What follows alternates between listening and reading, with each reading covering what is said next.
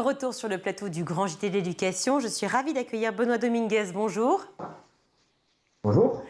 Benoît, alors merci d'être avec nous. Vous êtes le directeur d'Epistème, une entreprise qui conçoit et développe des solutions technologiques éducatives. Et en mai dernier, des élèves du collège de Céret, dans les Pyrénées-Orientales, ont testé votre projet Défiez vos bancs. C'est une expérience absolument unique, car c'est un métaverse éducatif. Est-ce que vous pouvez m'expliquer ce que c'est que le métaverse éducatif ?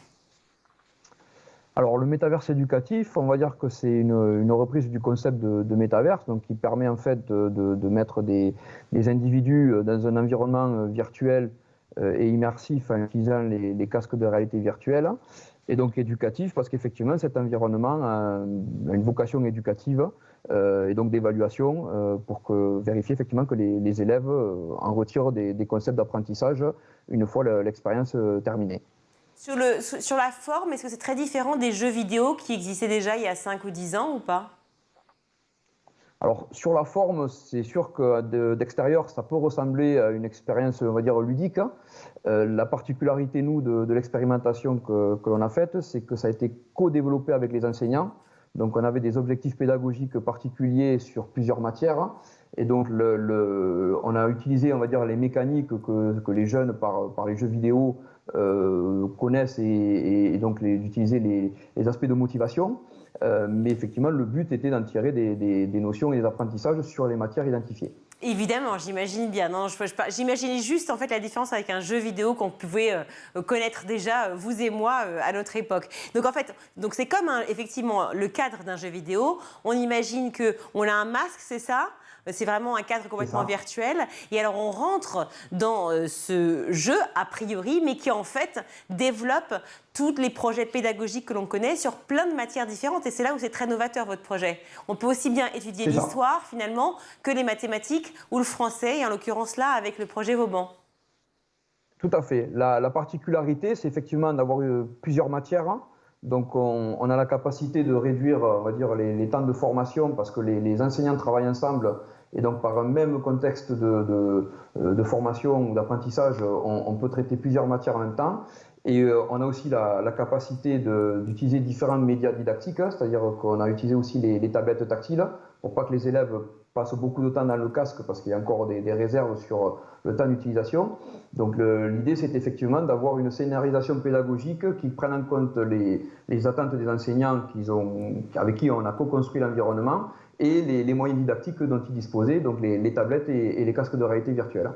Alors effectivement, vous avez peur, et à juste titre, toujours de la virtualité, du côté écran et surutilisation des écrans. Mais en l'occurrence là, ça permet vraiment aux élèves, a priori, de s'intéresser totalement au projet. Le côté un peu ludique et un peu différent de l'apprentissage classique leur permet de rentrer tout de suite dans l'histoire et tout de suite dans le projet.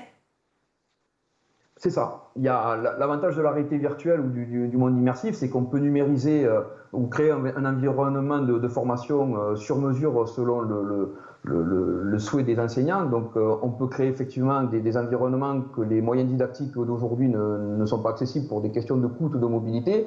Là, en l'occurrence, le projet Défiez vos bancs, donc, qui se passait au fort de Bellegarde à Céret, on répondait en fait aux problèmes de mobilité, au problème de mettre en fait en immersion des élèves sur un château qu'aujourd'hui on ne peut plus visiter ou qu'on ne peut pas faire ce qu'on veut à l'intérieur. Donc là, l'idée, c'était d'exploiter un patrimoine existant qui, à son époque, répondait à des logiques d'histoire. Et donc, ça a été le cadre, on va dire, parfait pour un prof d'histoire qui voulait montrer l'architecture de Vauban à l'époque des rois. Et ce métaverse éducatif, est-ce qu'il permet aussi l'inclusivité, à savoir les enfants qui ont peut-être des difficultés d'apprentissage, est-ce que ça leur permet aussi d'apprendre autrement ? Oui. Alors ça fait partie de la deuxième phase de notre projet. On travaille sur les aspects d'évaluation, mais également sur l'inclusion scolaire. Donc c'est-à-dire qu'effectivement ces environnements, si on est capable de comprendre en fait les processus d'apprentissage des apprenants, donc là on rentre dans le champ des sciences cognitives, on a effectivement par la suite la possibilité de créer des environnements qui s'adaptent à la manière dont les élèves apprennent. Donc ils vont tous vivre une expérience peut-être différente, mais ils vont arriver en fait aux mêmes connaissances en fin d'une session.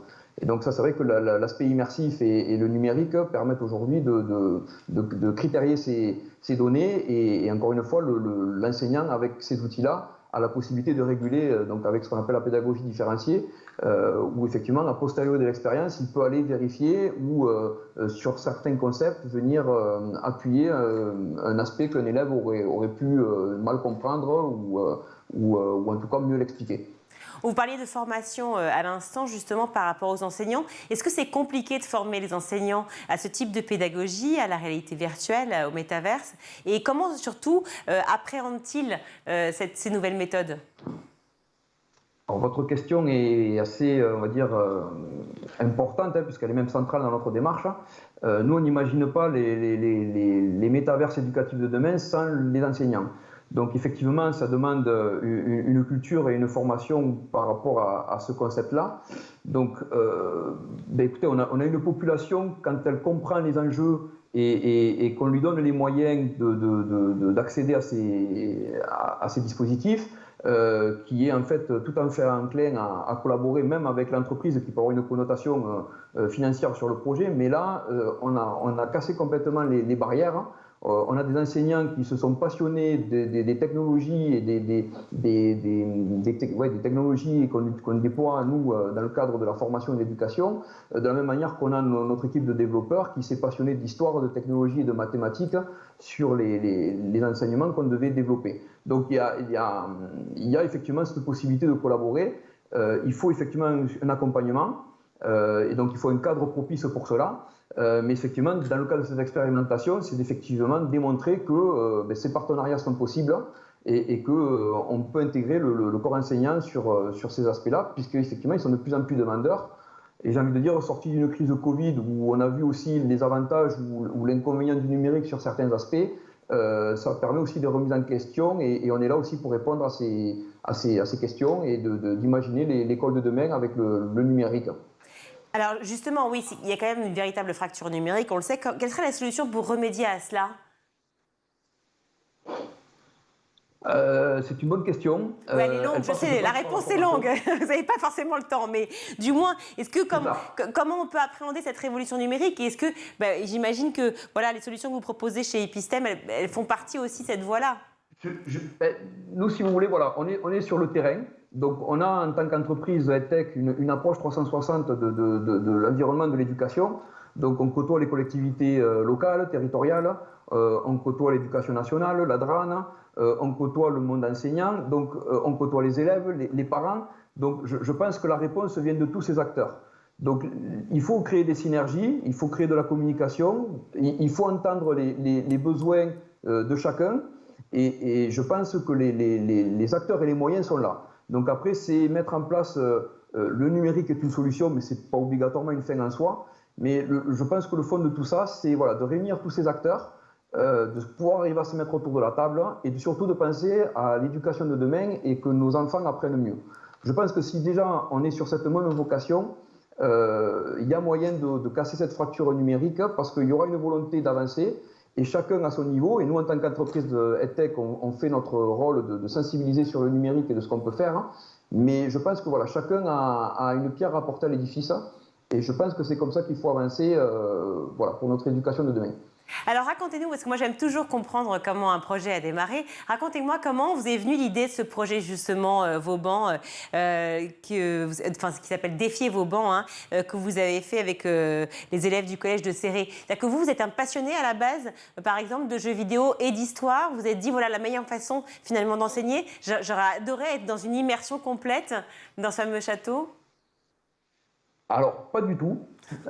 C'est un projet qui a 4 ans, alors je vais faire la version courte, je vous rassure. C'est un projet qui a 4 ans parce qu'effectivement il a fallu sensibiliser tous les acteurs que je viens de citer précédemment. Et l'idée c'était effectivement de démontrer à l'éducation nationale et notamment le rectorat d'académie cette possibilité, cette capacité que l'on peut avoir de travailler avec des enseignants et les entreprises EdTech. Donc ça c'était le postulat de départ. Et effectivement au-delà du discours, il faut pouvoir démontrer que c'est techniquement faisable. Donc c'est vrai qu'on a eu la chance dans les Pyrénées-Orientales d'avoir eu des partenaires qui ont cru à notre projet et qui ont mobilisé tous les acteurs Et on a pu trouver donc, dans la ville de Céret, au collège Jean Hamad, une équipe d'enseignants qui avait un projet pédagogique, donc qui nous a été apporté avec une maquette d'un château, et donc l'enseignant de mathématiques et d'histoire faisait ce cours sur cette maquette depuis plusieurs années. Et le fait d'avoir parlé de ce projet, des possibilités qu'on pouvait amener avec les technologies qu'on utilise, ça a été en fait le démarrage du projet. Et donc effectivement, c'est vraiment les enseignants qui nous ont amené le projet, et nous on a été à leur service, puisqu'il fallait effectivement que ça soit leur outil de travail au quotidien. Est-ce que ça c'est envisageable, c'est ma dernière question évidemment, pour tous les établissements, qu'ils soient publics ou privés, mais surtout accessibles en termes financiers, car j'imagine que ça coûte de l'argent quand même. Alors, ça coûte de l'argent. Maintenant, le numérique, la grande valeur du numérique, c'est que c'est facilement duplicable. Donc, quand on a un modèle qui fonctionne à l'état d'une classe ou d'un collège, le concept, je caricature, est facilement duplicable. Ce qui fait que quand on a des collectivités territoriales, par exemple, qui financent les moyens et les infrastructures, je pense honnêtement que le budget peut rester le même. Sauf que s'il est pensé de manière générale et globale pour mettre les mêmes moyens à tout le monde, je ne pense pas que ça soit une surcoût. Voilà. Après, il faut effectivement que ce soit utilisé. Ok, bah écoutez, c'est gagnant-gagnant des deux côtés, donc c'est formidable à la fois pour les élèves et à la fois pour la société Epistème. Bravo, merci mille fois Benoît Dominguez d'avoir été avec nous. Je rappelle donc que vous êtes le directeur d'Epistème, une entreprise qui est donc située dans les Pyrénées-Orientales, ou pas, où je me trompe? C'est bien ça, oui, c'est ça. Hein. Voilà, une entreprise qui conçoit et développe des solutions donc, technologiques, éducatives. Merci d'avoir été sur le Grand JT.